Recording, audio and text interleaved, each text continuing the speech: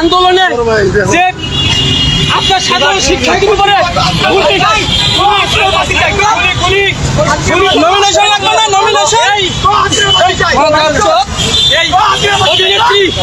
এই অভিনেত্রী আপনার ও কিন্তু সরাসরি ছাত্রদের বিপক্ষে গিয়ে ও গুলি করার সে পক্ষে দোষদের পক্ষে ছিল তাকে কোনো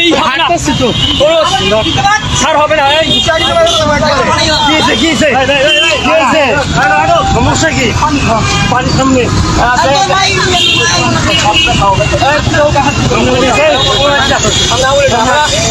আমি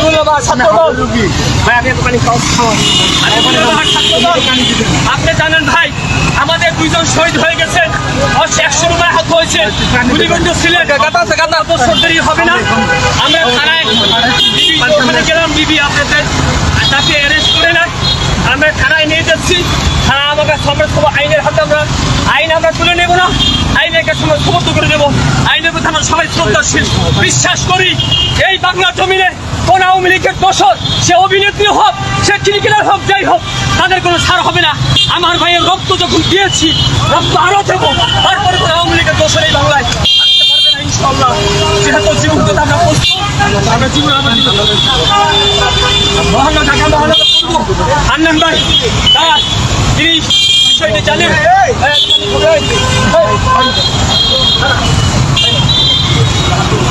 আমরা চাচ্ছি আইনের কাছে তুলে দেবো, আইন অবশ্যই তাদের বিচার করবে। এটা আমাদের ঢাকা মহানগর পূর্ব ছাত্র দলের বিপ্লবী সাধারণ শাহজাহান ভাই বিষয়টা জানেন এবং সভাপতি সোহাগ ভুইয়া তিনিও বিষয়টি জানেন। আমাদের সেই 2000 ভাইকে নির্মমভাবে আপনার জঘন্যতমভাবে সেই খুন করেছেন, গুলিকে হত্যা করেছেন,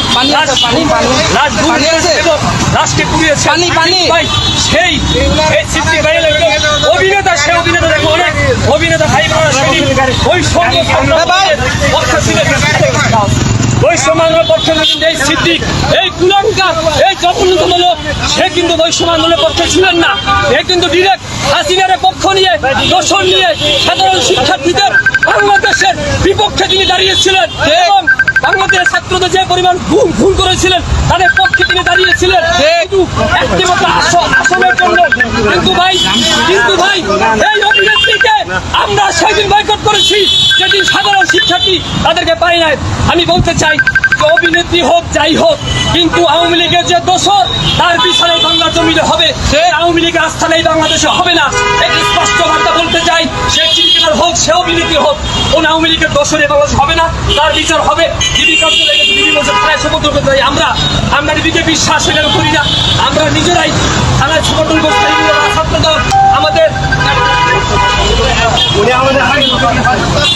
কিন্তু আমরা দেখেন আমরা তাকে যথেষ্ট সম্মান দেখিয়েছি, আমি তাকে এখনই করি নাই। জনগণ তাকে দেখে সৃষ্টি করছে। ঢাকা মহানগর পূর্ব ছাত্র দলের বিপ্লবী সভাপতি সব বুঝে ভাই তিনি বিষয়টি তিনি তাকে যখন বলা হয়েছে এবং সাধারণ সম্পাদক হান্নান শরীফ ভাই সে বলেছেন ছাত্রদল কখনো আইন হাতে তুলে নেয় না। আমরা থানার কাছে সমর্থন করছি আমরা এবং আদালতের মাধ্যমে বাংলার জন্য তার বিচার হবে। কথা দ্বিতীয় বলো ভাই, দ্বিতীয় বলো দাঁড়ান দোকান যাতে ছাত্র দলের কেন্দ্রীয় সংসদের কেন্দ্রীয় অল্প আচ্ছা পানি গাড়ি আপনার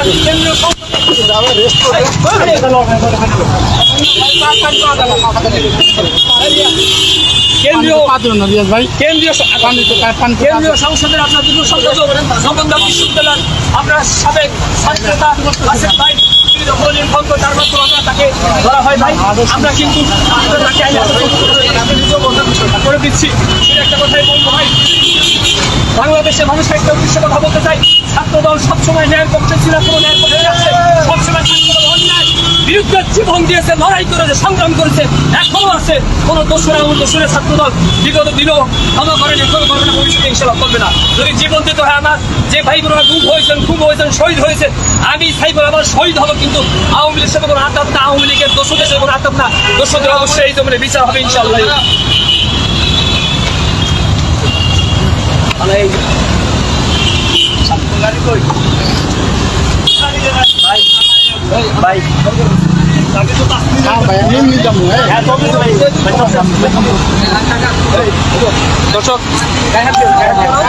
দর্শক আপনারা দেখতে পাচ্ছেন